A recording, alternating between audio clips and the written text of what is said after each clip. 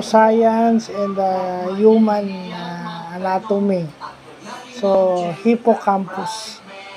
So, yung hippocampus daw, part ng brain na in charge sa memories.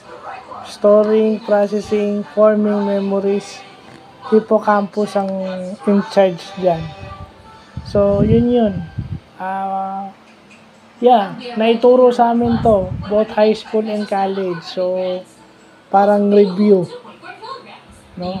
At ito yung part ng brain na usually naapektuhan pag meron kang learning or mental disabilities or even psychosocial disabilities. Isa to sa naapektuhan yung memorya. Kasi ito yung in charge sa memorya. So, maaaring may problema yung part ng brain mo na to pag meron kang disability. So, i-take part natin to. So, yun lang po.